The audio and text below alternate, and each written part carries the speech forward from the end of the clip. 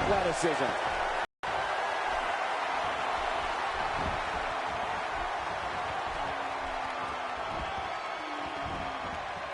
Oh, out of nowhere. Adding insult to potential injury there. And he fails to connect with anything that time. Man, that was some miss, all right. I could feel the breeze all the way over here. Tell us your thoughts about Chris Jericho. Jericho's skill set is as vast as anyone I've ever seen. Y2J can match speed and aerial attacks with luchadors, grapple with wrestling and submission specialists, and throw down with brawlers. And he can outthink strategists. Jericho also loves informing everyone on the microphone of his many, many talents. And so what's the story here for Goldust? Well, I wouldn't trust Jericho as far as I could throw him. But when it comes to performing in the ring, he's up there among the best in the world. Definitely looking confident in this one-on-one environment. We're going to find out a lot here tonight. Head-to-head, no excuses. Let's get it on. Quick thinking to avoid that. Just making his presence felt there. You know, Cole, we've seen it time and time again. Jericho uses his mastery of psychological warfare to get into an opponent's head. Then he uses his physical skills to kick the, well, you know what out of the individual. Man, Y2J is good. And there are the ropes. Oh, there's another hit. Man, oh man, did he take a wild swing with that one. You're right. That was wild indeed. Good thing, here's the cover. Look at Jericho go. We've seen this man at his very best. Right now, Y2J's firing on all cylinders. Man, not any give when you catch an elbow like that. You're right about that, Cole. That had to hurt.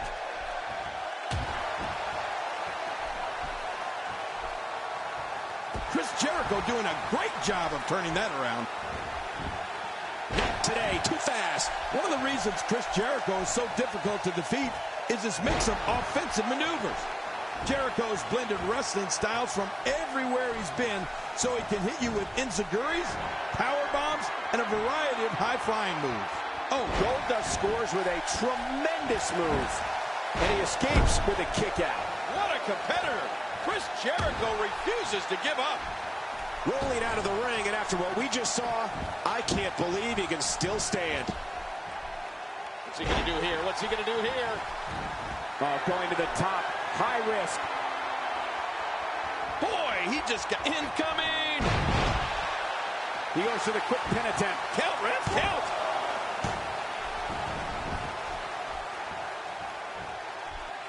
Sometimes I don't like complimenting Chris Jericho because we've certainly had our differences in the past. But you're right, Cole. His opponents get hit with everything and the kitchen sink.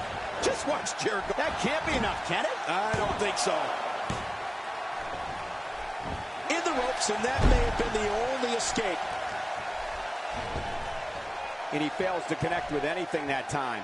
Man, that was some miss, all right. I could feel the breeze all the way over here. Come on, baby!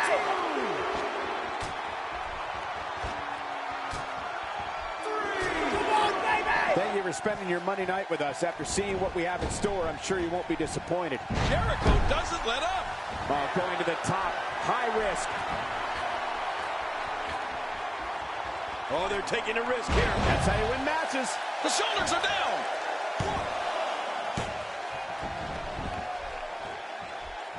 Goldust attacks, just knock an opponent right into the middle of next week. I mean, offense like top rope clothesline, spine buster, bulldog, and power slam, or moves like the final cut and shattered dreams, which is where Goldust kicks. The strangest thing happened yesterday. Goldust does that to an opponent. Is he really going to look at this? Oh, it's a long way down. Oh!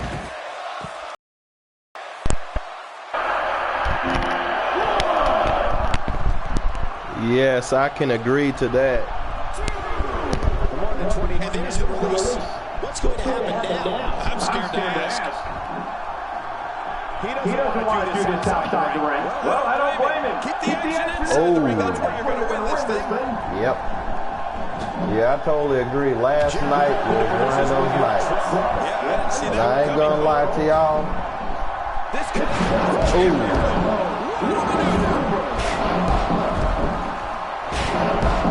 WWE Monday Night Raw on August the 29th, 2016. I will never, and I mean I'll never forget what happened. Triple H comes out of nowhere. I'm sorry if I haven't made a video about that review. My sister thanked me yesterday. Yeah. I'm telling you, yesterday that I was laughing I was laughing so hard when I'm telling you. Yeah.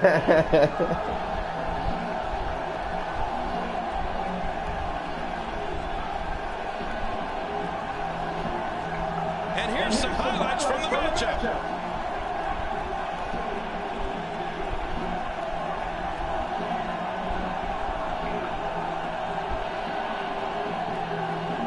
Damn. But yeah, I ain't gonna lie. I have a strange feeling AJ Styles may win that WWE World Champion. I just now's the time to build up these superstars. They did the right thing letting AJ Styles. Yeah. They did the right thing by letting John Cena lose at SummerSlam. But, I mean, because it's all set up good for AJ Styles. It's all good.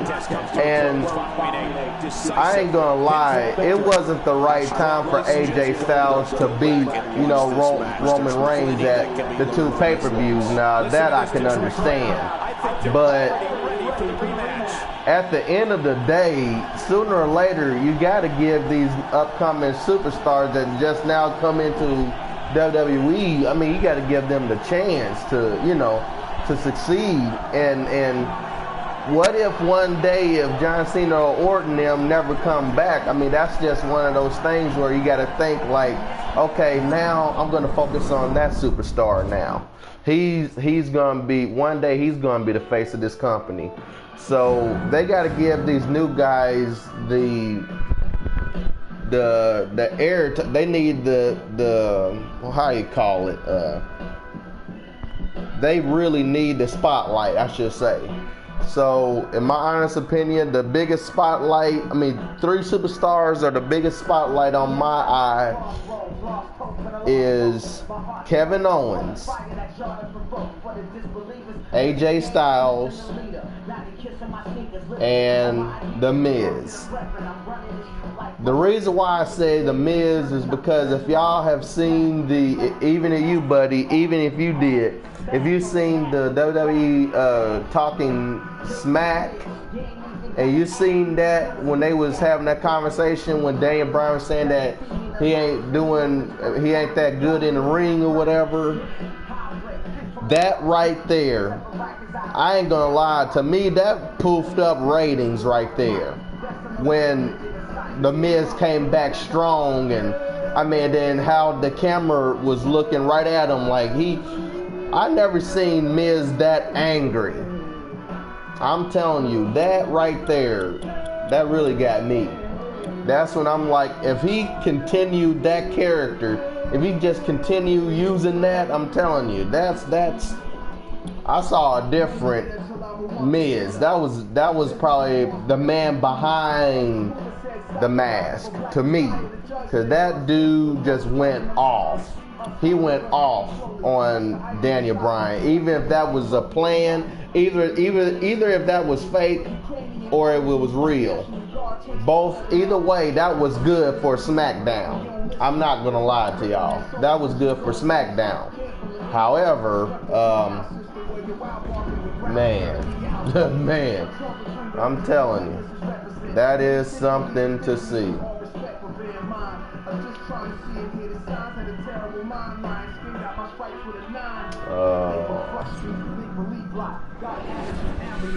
But yeah, I'll never forget on August the 29th, this past Monday. I will never forget that night as long as I live. That, to me, the very ending of that Monday Night Raw is the best episode I have ever seen in the years I've been watching Raws. And like I told y'all before through my videos, like I be telling y'all, man, that was the best show I've ever seen. Like, one of my favorite episodes actually was when like those matches, like the tables match I told you about with John Cena and Randy Orton. That was like one of the best Raw episodes that I've ever seen. I think it was. And John Cena had on the purple bands. Yeah, he had on the purple. I remember that match. I remember. That was like one of my favorite Raw. And then of course, I think it was the Nexus interfered. And yeah, that was like one of the tops of my list. But I have to say, as of right now, the Triple H returns and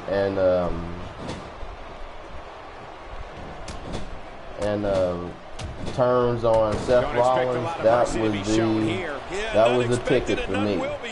And it just leads up. It just lead up to their rivalry, leading up for Seth Rollins versus the Triple H match. But which I guarantee you, that's probably going to be WrestleMania. But it could be earlier than that. He's trying to mangle his face here. Man, I'm so glad that Kevin Owens is the Universal Champion. Sorry. I'm just still speechless to this very moment. I'm still speechless about what happened. I heard so many times that it was going to be a Seth Rollins versus Triple H. I knew it was going to come. I just didn't know when. And Monday was the night where Triple H and Seth Rollins will turn against each other. How bad is this injury? And I'm 100% sure that now Seth Rollins ain't going to use the pedigree. I guess he has to go back to his curb stomp. But wait a minute, I think they banned that finisher move. I think they banned that. But, yeah, I ain't gonna lie, y'all. That was one of those matches where it's so memorable, and I'm so speechless about it, man. That's how cool it was to me. Oh shoot! I just seen that miss. That was, and that's just the beginning. Anyway, I can't believe how good Raw turned out on the ending. I mean, WWE is, finally it's just getting better now, since they have the #1 guy, Kevin Owens, and he deserves that title. He accomplished a lot of things in his career. If you watch way back when he debuted in Elimination Chamber, when he beat John Cena, I mean, that was a good match. I mean, man, ever since he did that, he debuted, I mean, tell you, it was a dream come true to see Kevin Owens and to be the Universal Champion. And, yeah, I'll talk about this all day. I will talk about it because it was like we've been waiting for that, and it is definitely a new era. And I'm telling you, Kevin Owens is going to retain that title. He's going to be retaining that title till probably Flynn Balor comes back.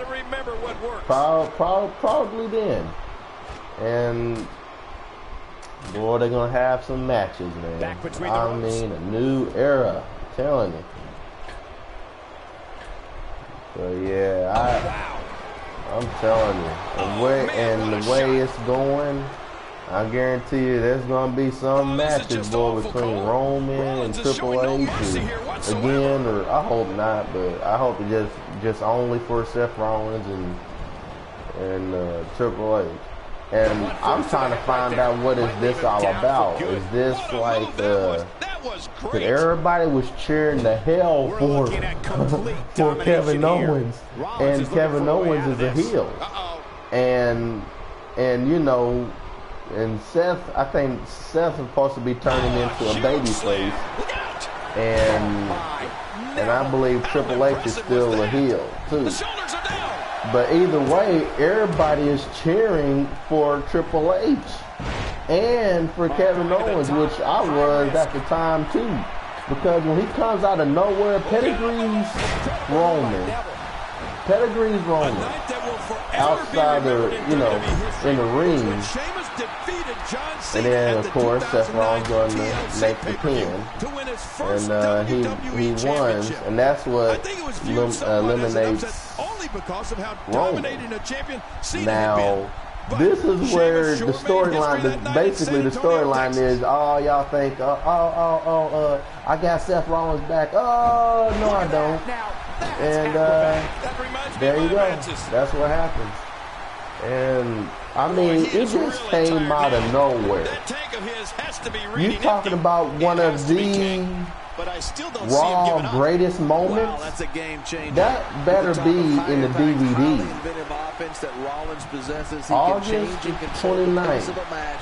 That better be in the Raw greatest moments. And I can tell y'all right now, that was, I wasn't expecting that at all. I was expecting Triple H to just do that to Roman just because, you know, of their past, because of what happened to TLC and what happened at WrestleMania 32 when Roman beat Triple H for that world title. And, you know, it made sense why Triple H did that to, you know, Roman. And when he turned on Seth, I was like, oh my God. To your number one draft pick. To your number one, the guy. The man. And I wasn't expecting that. And I'm just glad, I'm just so happy how it was done, though. It was done perfectly. I'm so speechless still talking about this. I was so psyched when that happened. And I wasn't expecting that. And I called it the first thing when I was watching it, when I came home, when I got off work, and I came home from work. And I couldn't wait to see the match of a Fatal 4-Way elimination match for that Universal title. And my money was all the way for Kevin Owens because I was like, it's about time for him. Because he had won, you know, he's been an NXT champion. He's been the IC champion. Now he is the Universal champion. So either way, that Kevin Owens deserves that. He did, and he got it. Now he's the face. Whether people like it or not, he's the face. And I'm telling you, man, that was one of the best shows, I mean, ever. Y'all can agree with me. That was the best Raw. That was the best fucking ending I've ever seen. I ain't gonna lie about that, man. I'm speechless on that. Still, I still can't. You know how many times I try to forget about it and trying to stop talking about it? I can't. I just can't get over that. I watched the YouTube video. I've been watching a lot of people's reaction, And I'm telling you, I was that hyped the same way. I know I'm not the only one happy about that ending. Oh my God. So be expecting some huge beefing on Raw. Be expecting that on Raw. I can't wait to see what happens on Monday. I can't wait to see what happens on Raw. That's how excited I am to see Raw next week. I can't wait to see it. Now I'm starting to think Raw is getting more ratings and better ratings than SmackDown. I'm sorry, I'm telling the truth, man. And that story and that line where whether if it's real or fake, it's exclusive when what the hell? When the exclusive